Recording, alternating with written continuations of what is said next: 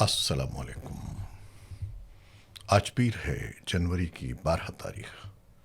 میں ہوں خالد حمید، خبروں کے ایک بلیٹن کے ساتھ۔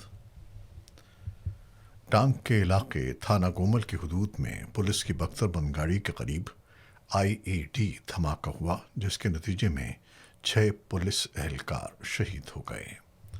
پولیس کے مطابق دھماکہ اس وقت پیش آیا جب اے پی سی گاڑی تھانہ گومل سے ٹانک شہر کی جانب روانہ تھی اور راستے میں نصب بارودی مواد پھٹ گیا۔ شہداء میں تھانہ گومل کے additional S H O Ishaq Khan بھی شامل تھے۔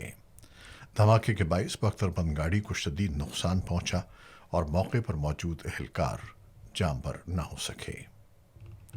پولیس اور سیکیورٹی فورسز نے علاقے کو گھیرے میں لے کر سرچ آپریشن شروع کر دیا، جبکہ واقعے کی تحقیقات جاری ہیں۔ امریکہ کے صدر ڈونلڈ ٹرمپ نے کہا ہے کہ ایران کے خلاف مختلف آپشنز پر غور کیا جا رہا ہے، جن میں فوجی کارروائی بھی شامل ہے۔ فلوریڈا سے واشنگٹن ڈی سی جاتے ہوئے طیارے میں صحافیوں سے گفتگو کرتے ہوئے صدر ٹرمپ کا کہنا تھا کہ وہ ایرانی اپوزیشن رہنماؤں کے ساتھ رابطے میں ہیں۔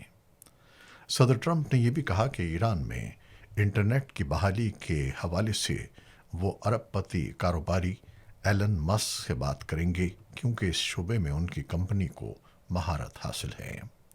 امریکی صدر کے مطابق ایران نے گزشتہ روز جوہری معاہدے پر بات چیت کے لیے رابطہ کیا ہے اور ملاقات کا امکان موجود ہے، تاہم اس کے ساتھ ساتھ مختلف آپشنز بشمول فوجی کارروائی پر بھی غور جاری ہے۔ امریکی میڈیا کے مطابق ایران میں جاری مظاہروں کے تناظر میں صدر ٹرمپ کو فوجی آپشنز پر بریفنگ دی گئی ہے، جس میں ایرانی سیکیورٹی فورسز کو نشانہ بنانے کے امکانات پر بھی غور کیا گیا۔ رپورٹس میں یہ بھی بتایا گیا ہے کہ ایران کے خلاف سائبر آپریشنز اور نئی پابندیوں کے آپشنز بھی زیر غور ہیں۔ دوسری جانب ایک امریکی عہدیدار کا کہنا ہے کہ صدر ٹرمپ ایران سے متعلق آپشنز پر غور کے لیے منگل کو اپنے سینئر مشیروں سے ملاقات کریں گے۔ اس سے قبل ایران نے اتوار کے روز خبردار کیا تھا کہ کسی بھی امریکی جارحیت کا بھرپور جواب دیا جائے گا۔ واضح رہے کہ ایران میں گزشتہ 14 روز سے احتجاجی مظاہرے جاری ہیں۔ ایرانی انسانی حقوق تنظیم کے مطابق ان مظاہروں کے دوران 192 افراد ہلاک ہو چکے ہیں۔ ایرانی وزیر خارجہ عباس عراقچی نے کہا کہ ایران جنگ اور مذاکرات دونوں کے لیے تیار ہے۔ ایک بیان میں انہوں نے کہا کہ ہفتے کے اختتام پر تشدد میں اضافہ ہوا، دہشت گردوں نے مظاہرین اور سیکیورٹی فورسز کو نشانہ بنایا، تاہم اب صورتحال مکمل طور پر کنٹرول میں ہے۔ انہوں نے بتایا کہ گزشتہ 2 ہفتوں میں پرامن مظاہرے پرتشدد شکل اختیار کر گئے اور اس دوران 350 مساجد کو آگ لگائی گئی، تاہم ایرانی فورسز نے زیادہ سے زیادہ تحمل کا مظاہرہ کیا۔ ان کا کہنا تھا کہ مظاہرین کے مطالبات جائز تھے اور حکومت انہیں سن رہی تھی، مگر صدر ٹرمپ کی مداخلت سے متعلق بیانات کے بعد حالات مزید خونریز ہو گئے۔ ادھر ایران کی حکومت نے حالیہ مظاہروں میں ہلاک ہونے والوں کو، جنہیں سرکاری طور پر شہداء قرار دیا گیا ہے، 3 روزہ قومی سوگ کا اعلان کیا ہے۔ سرکاری میڈیا کے مطابق حالیہ دنوں میں 100 سے زائد سیکیورٹی اہلکار ہلاک ہوئے ہیں، جبکہ اپوزیشن کارکنوں کا دعویٰ ہے کہ ہلاکتوں کی تعداد اس سے کہیں زیادہ ہے اور ان میں سینکڑوں مظاہرین شامل ہیں۔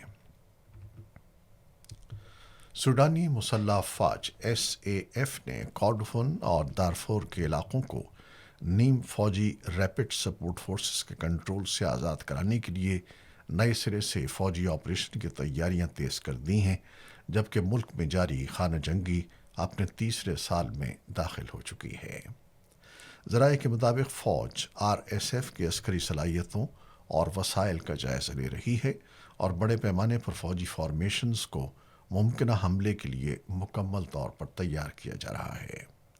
بتایا گیا ہے کہ وسطی سوڈان اور مغربی دارفور میں کورڈوفان کو آزاد کرانے کے لیے کسی بھی جامع آپریشن کا دائرہ مارچ میں دارالحکومت خرطوم پر دوبارہ قبضے کے بعد مزید وسیع ہو سکتا ہے۔ خرطوم سے رپورٹ میں بتایا گیا ہے کہ سوڈانی فوج نے कॉर्डोवन के मुख्तलिफ हिस्सों में अपने दस्तों की असर नौ तंजीम और तैनाती की है।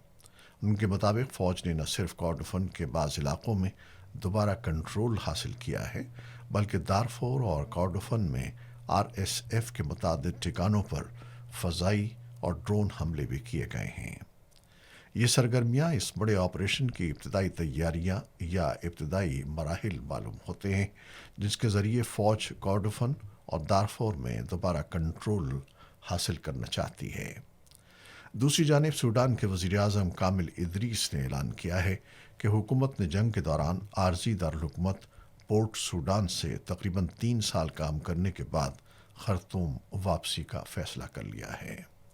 वाज़ेह रहे कि अप्रैल सन 2023 में एसएएफ और आरएसएफ के दरमियान खाना जंगी के आगाज़ पर फ़ौज से मुंसलिक हुकूमत दारुल-हुकूमत छोड़ने पर मजबूर हो गई थी, जिस पर आरएसएफ ने तेज़ी से कब्ज़ा कर लिया था। ताहम गुज़श्ता मार्च में फ़ौज के दोबारा कंट्रोल हासिल करने के बाद से हुकूमत मरहलावार खर्तूम वापसी की कोशिश कर रही है। इतवार के रोज़ खर्तूम में सहाफ़ियों से गुफ्तगू करते हुए वज़ीर-ए-आज़म कामिल इदरीस ने कहा कि आज हम वापस आ गए हैं और उम्मीद ज़ाहिर की कि हुकूमत कौमी दारुल-हुकूमत में लौट आई है। उन्होंने आवाम से बेहतर खिदमात, सेहत की सहूलियात और हस्पतालों की बहाली, तालीमी निज़ाम की बेहतरी और बिजली, पानी और सफाई की सहूलियात में बेहतरी का वादा भी किया। कुर्द ज़ेर क़यादत सीरियन डेमोक्रेटिक फोर्सेस एसटीएफ के आखिरी जंगजू जंगबंदी माहदे के बाद हलब से निकल गए हैं। हुक्काम के मुताबिक शाम के दूसरे बड़े शहरों में कई दिनों तक जारी मौलिक झड़पों के बाद इन जंगजुओं को इनखला की इजाज़त दी गई है। हलब के गवर्नर अज़ाइम अल गुरैब ने इतवार की अलसुबह अल जज़ीरा को बताया कि हुकूमती फोर्सेस की जानिब से रातों रात बसों के ज़रिए इनखला के इंतज़ामात मुकम्मल किए गए, जिसके बाद हलब अब एसटीएफ के जंगजुओं से खाली हो चुका है। एसटीएफ के कमांडर मज़लूम आबदी, जिन्हें मज़लूम कोबानी भी कहा जाता है, ने कहा कि बैनुल-अक़वामी सालिसी के ज़रिए जंगबंदी और शहरियों और जंगजुओं के महफूज इनखला पर इत्तेफाक हो गया है। उन्होंने सोशल मीडिया प्लेटफॉर्म एक्स पर जारी बयान में बताया कि ये मुआहिदा अशरफिया और शेख मकसूद के इलाक़ों से शिमाली और मशरक़ी शाम की जानिब जंगजुओं, ज़ख्मियों और फंसे हुए शहरियों के महफूज इनखला को यकीनी बनाता है। मज़लूम आबदी ने सालिसों से मुतालबा किया कि वो जंगबंदी की खिलाफ वर्जियों को रोकने के अपने वादों पर अमल करें और बेघर अफराद की उनके घरों में महफूज वापसी के लिए इक़दामात करें। ये पेशरफ उस वक्त सामने आई जब शामी फ़ौज ने कुर्द अक्सरियती इलाके शेख मकसूद पर कई दिनों की झड़पों के बाद कंट्रोल हासिल कर लिया। ये झड़पें उस वक्त शुरू हुईं जब एसटीएफ को कौमी फ़ौज में ज़म करने से मुताल्लिक़ मुज़ाकरात नाकाम हो गए थे। इन झड़पों के नतीजे में कम से कम 30 अफराद हलाक, जबकि 1.5 लाख से ज़ायद अफराद बेघर हो गए। अल जज़ीरा के नामनिगार बर्नार्ड स्मिथ के मुताबिक हलब में मौजूद एसटीएफ के बाकी ईमानदार जंगजुओं को बसों के ज़रिए रक़्क़ा मुंतकिल कर दिया गया, जो शिमाल मशरक़ी शाम का वो मरकज़ी शहर है जो इस वक्त एसटीएफ के कंट्रोल में है। लबनानी हुक्काम के मुताबिक इसराइली फ़ौज ने जनूबी लबनान में मुतअद्दिद हमले किए हैं, जिनके नतीजे में एक शहरी हलाक हो गया है। इसराइली फ़ौज का दावा है कि इन हमलों में हिज़्बुल्लाह के एक जंगजू और उसके इंफ्रास्ट्रक्चर को निशाना बनाया गया। इतवार के रोज़ किए गए ये हमले लबनानी फ़ौज के उस ऐलान के चंद दिन बाद सामने आए हैं जिसमें कहा गया था कि दरियाए लितानी के जुनूब में हिज़्बुल्लाह को गैर मुसल्लह करने का अमल मुकम्मल कर लिया गया है। ये मुल्कगीर मंसूबे का पहला मरहला है, ताहम इसराइल ने इन इक़दामात को नाकाफ़ी करार दिया। लबनान की वज़ारत सेहत के मुताबिक जनूबी शहर बिन्त जुबैल में एक कार पर इसराइली हमले के नतीजे में एक शहरी शहीद हुआ। दूसरी जानिब इसराइली फ़ौज ने दावा किया है कि हमला हिज़्बुल्लाह के एक रुकन पर किया गया, जिस पर सन 2024 के आखिर में तय पाने वाली जंगबंदी की खिलाफ वर्जी का इल्ज़ाम आयद किया गया। इसराइली फ़ौज के बयान में कहा गया है कि हिज़्बुल्लाह की जानिब से جنگ بندی کی مسلسل خلاف ورزیوں کے جواب میں بنت جبیل کے علاقے میں ایک دہشت گرد کو نشانہ بنایا گیا۔ ادھر لبنان کی سرکاری نیشنل نیوز ایجنسی نے اطلاع دی ہے کہ اسرائیلی جنگی طیاروں نے لیتانی کے شمال میں واقع قصبے کفار حتہ پر 10 سے زائد فضائی حملے کیے، جس کے نتیجے میں متعدد عمارتوں کو شدید نقصان پہنچا۔ اسرائیلی فوج نے حملوں سے قبل علاقے کے لیے انخلا کا انتباہ بھی جاری کیا تھا اور بعد میں کہا تھا کہ مختلف مقامات پر حزب اللہ کے بنیادی ڈھانچے کو نشانہ بنایا جا رہا ہے۔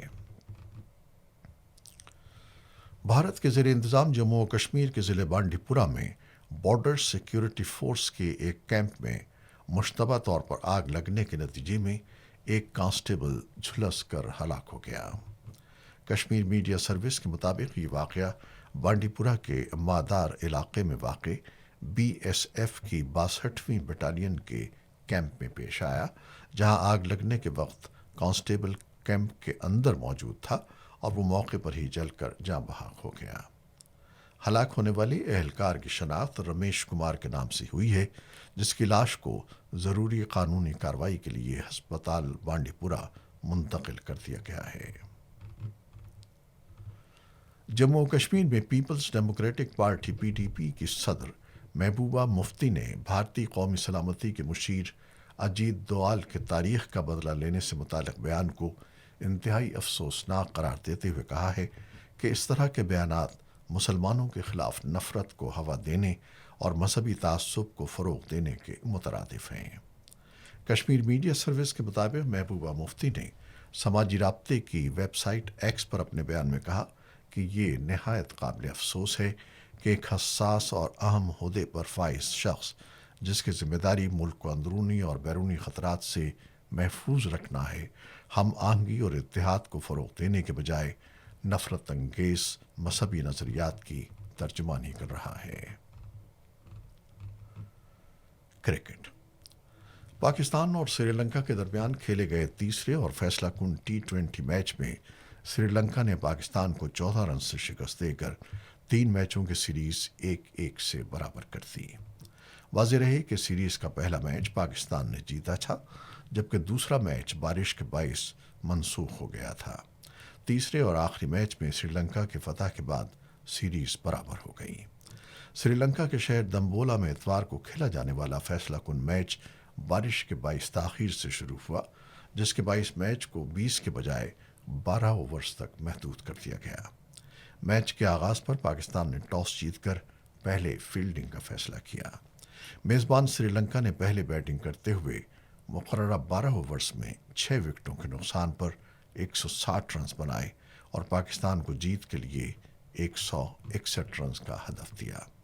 جواب میں پاکستان کی ٹیم مقررہ اوورز میں 8 وکٹوں کے نقصان پر 146 رنز ہی بنا سکی۔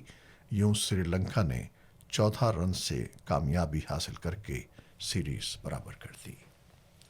یہ تھیں وہ خبریں جو یوٹیوب چینل پر ہم نے آپ کے لیے پیش کی ہیں۔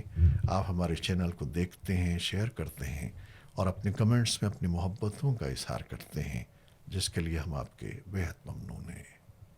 اپنی ان کاوشوں کو، ان محبتوں کو جاری رکھیے گا۔ خالد حمید کو اب اجازت دیجیے۔ اللہ حافظ۔